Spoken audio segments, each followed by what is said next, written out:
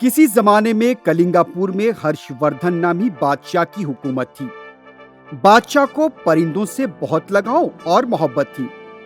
مختلف ریاستوں سے ہم اقسام کے پرندے منگوا کر بادشاہ ان کی محل میں پرورش کیا کرتے تھے۔ جب بھی محل میں پرندوں کے چہچہانے کی آواز آتی، بادشاہ بہت خوش ہوتے۔ ویسے تو بادشاہ کو سبھی پرندے پسند تھے، لیکن ایک پیارا طوطا ان کا چہیتا تھا۔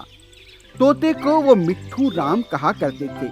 طوطا ہمیشہ ان کے کندھے پر سوار ہوتا تھا۔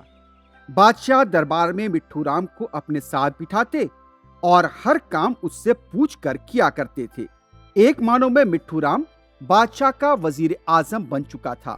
بادشاہ ہرش وردھن چھوٹے کام کے لیے بھی وزیر اعظم مٹھو رام کی اجازت لیا کرتے تھے۔ مٹھو رام کو بادشاہ کی طرف سے دی جا رہی اہمیت پر دربار کے وزراء بہت پریشان تھے، لیکن بادشاہ کے سامنے مٹھو رام کے بارے میں کہنے کی کسی کو ہمت نہیں تھی۔ وہ سب خاموش رہا کرتے تھے۔ ایک دن مٹھو رام کے رشتہ دار اس کے گاؤں سے محل آئے۔ کافی دنوں کے بعد وہ مٹھو کو دیکھ رہے تھے۔ ایک رشتہ دار نے کہا، مٹھو بیٹا، تمہارے والدین تمہارے لیے بہت بے چین ہیں، ایک بار ان سے مل کر آنا، وہ تمہیں دیکھ کر خوش ہوں گے۔ رشتہ دار کی بات سن کر مٹھو بادشاہ کے پاس پہنچا اور کہنے لگا، بادشاہ سلامت، میرے رشتہ دار مجھ سے ملنے آئے ہیں اور وہ مجھے اپنے ساتھ لے جانا چاہتے ہیں۔ مجھے بھی ان کی گزارش مناسب لگتی ہے، لیکن گھر جانے کے لیے مجھے آپ کی اجازت چاہیے۔ یہ سن کر بادشاہ کو بہت تکلیف ہوئی، کیونکہ وہ مٹھو رام کی جدائی برداشت نہیں کر سکتے تھے۔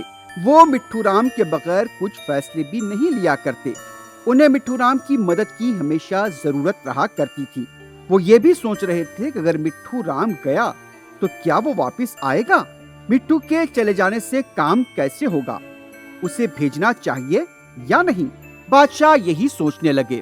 بادشاہ سلامت، میں آپ کے بھروسے اور اعتماد کو ٹھیس نہیں پہنچاؤں گا۔ مجھے اچھی طرح اندازہ ہے کہ آپ مجھ سے کتنا پیار کرتے ہیں۔ آپ میرے بغیر نہیں رہ سکتے۔ میں اپنے والدین سے ملاقات کے بعد 1 ہفتے کے اندر واپس آ جاؤں گا، اور جب واپس آؤں گا آپ کے لیے ایک جادوئی پھل لے آؤں گا۔ وہ پھل آپ کی جوانی کی طرف آپ کو لے آئے گا۔ ایک دم آپ جوان نظر آئیں گے۔ اپنے مٹھو کی باتیں سن کر بادشاہ کو اطمینان ہو گیا اور انہوں نے اسے اپنے گھر جانے کی اجازت دے دی۔ اس طرح سمندر پار کر کے مٹھو اپنے رشتہ داروں کے ساتھ اپنے سفر کے لیے نکل پڑا۔ راستہ کرتے کرتے سمندر سے ہوتے ہوئے وہ اپنے گھر کی طرف بڑھنے لگا، اور جب مٹھو اپنے گھر پہنچا تو اس کے والدین کی خوشی کا کوئی ٹھکانہ نہیں رہا۔ مٹھو نے اپنے والدین کے ساتھ اچھا وقت گزارا اور 1 ہفتہ گزر گیا۔ بادشاہ کے پاس واپس جانے کا وقت آ گیا۔ مٹھو کے والدین نے اس سے وداع کرنے کی تیاری شروع کر دی اور اسے کچھ نصیحتیں بھی کی۔ وہ غمزدہ تھے کہ ان کا بیٹا وداع ہو رہا ہے، لیکن مٹھو نے کہا، میں نے بادشاہ سے وعدہ کیا تھا کہ جب واپس آؤں گا تو ان کے لیے ایک جادوئی پھل لے آؤں گا۔ کیا آپ لوگ مجھے وہ پھل دیں گے؟ بادشاہ سلامت انتظار کر رہے ہوں گے۔ یہ سن کر مٹھو کے والدین نے اسے ایک جادوئی پھل دیا۔ اب مٹھو کے روانہ ہونے کا وقت آ چکا تھا۔ وہ پھل لے کر واپس محل کی طرف چل پڑا، اور جب وہ محل پہنچا تو اس نے بادشاہ کو وہ پھل حوالے کیا۔ بادشاہ ہرش وردھن مٹھو کو دیکھ کر بہت خوش ہوئے۔ جادوئی پھل دیکھ کر ان کی خوشی کا کوئی ٹھکانہ نہیں رہا۔ بادشاہ نے اس جادوئی پھل کو اپنے دربار کے سبھی وزراء کو بتایا۔ بادشاہ نے اس پھل کی خاصیت سے بھی دربار کے سبھی وزراء کو بتایا کہ اس کے کیا فائدے ہیں۔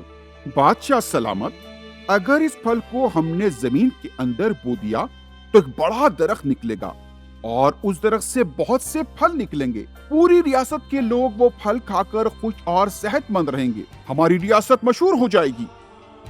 بادشاہ کو اپنے وزیر کا مشورہ بہت پسند آیا۔ بادشاہ نے فوراً اپنے باغ کے مالی کو بلوایا اور اسے حکم دیا کہ اس پھل کو زمین میں بو دیا جائے۔ کچھ عرصے بعد اس پھل سے ایک بڑا درخت اگایا اور اس درخت پر بے شمار پھل لگنے لگے۔ ایک دن اچانک ایک پھل نیچے گر گیا، لیکن وہاں موجود ایک سانپ نے उस फल को खाने की कोशिश की, लेकिन सांप के फल को डसने से उस फल में जहर फैल गया और अब फल वहीं पर पड़ा रहा। फल जहरीला बन चुका था। अचानक माली वहां पहुंचा। उसने फल उठाया और महल पहुंचकर इस फल को बादशाह हर्षवर्धन के हवाले कर दिया। ये दरख्त का पहला फल है। हम इस पहले फल को मंदिर में पेश करेंगे, बाद में उसे खाएंगे। हमें फौरी मंदिर चलना चाहिए। मंदिर जाने की तैयारी करो। बादशाह सलामत फल लेकर मंदिर की तरफ रवाना हुए। मंदिर के पुजारी ने फल देखकर काफी खुशी का इजहार किया और वो फल लेकर अपने घर चले आए। पुजारी ने इस फल को अपनी बीवी और बच्चे में तकसीम किया, लेकिन उस जहरीले फल को खाते ही पुजारी और उनके खानदान की मौत हो गई। पुजारी और उनके अफराद खानदान की मौत की खबर पूरी रियासत में फैल गई। पूरी अवाम बादशाह के तोते मिट्ठू को ही पुजारी की मौत का जिम्मेदार ठहरा रहे थे। बादशाह के पास मिट्ठू के खिलाफ शिकायत भी दर्ज करा दी गई। पहले से ही रियासत के वज़रा मिट्ठू के खिलाफ थे, अब तो उन्हें मौका भी मिल चुका था।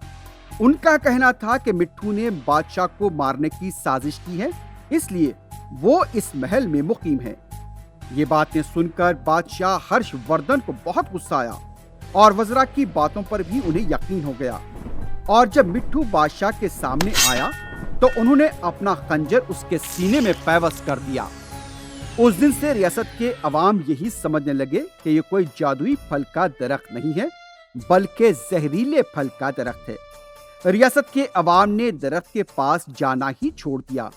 बादशाह ने भी हुक्म दिया कि फौरन उस दरख्त के पास एक हिसारबंदी कर दी जाए। लेकिन एक दिन एक ज़ईफ जोड़ा उस दरख्त के पास से गुजर रहा था। दोनों बहुत ही गरीब थे। उन्होंने परेशानियों की वजह से जहरीला फल खाकर अपनी जिंदगी खत्म करने का फैसला किया। ज़ईफ शख्स आहिस्ता आहिस्ता फल तोड़ने के लिए हिसार फलांग कर दरख्त के पास पहुंच गया और उसने दरख्त से एक फल तोड़ा और उसे खाने लगा। देखा तुमने, ऊपर वाले ने हमें मरने के लिए यहाँ भेजा है। ज़ईफ शख्स की बीवी भी अपने शौहर के साथ मरने का इरादा कर चुकी थी। उसने भी वो फल खा लिया। फल खाने के बाद दोनों जमीन पर ये सोचकर लेट गए कि वो तो मरने वाले हैं। उन्होंने सोचा कि नींद में ही उनकी रूह निकल जाएगी, लेकिन अचानक एक करिश्मा हुआ और दोनों जवान हो गए। वो तो मरने के लिए आए थे, लेकिन उन्हें नई जिंदगी मिली। दोनों बहुत खुश थे। एक फल के दरख्त से उनकी जिंदगी में बड़ी तब्दीली आ चुकी थी। दोनों खुशी के मारे नाचने लगे। अब ये बात बादशाह के कान तक पहुंच गई। तब उन्हें एहसास हुआ कि कहीं ना कहीं कुछ न कुछ गड़बड़ और गलतफहमी हुई है। उन्होंने फौरी मालिक को बुलवाया। वो जादुई फल तुम्हें कहाँ से मिला था? पास में कोई मरे हुए अफराद नजर आए तुम्हें? बादशाह के सवाल पर माली ने कहा, बादशाह सलामत, वो फल मुझे अपने खेत में मिला था। बादशाह फौरी उस दरख्त के पास पहुंच गए। वो उधर इधर देखने लगे। अचानक उनकी नजर वहां मौजूद सांप के बिल पर पड़ी और वो समझ गए कि सांप ने बिल से निकलकर फल को डस लिया था। बादशाह को इस बात की बहुत तकलीफ हुई कि उनके हाथों मिट्ठू की मौत हुई थी। इस कहानी से ये सबक मिलता है कि जल्दबाजी में हमें कोई फैसला नहीं करना चाहिए। सोच समझकर दूसरों के मशवरे के साथ हमें फैसला लेना चाहिए।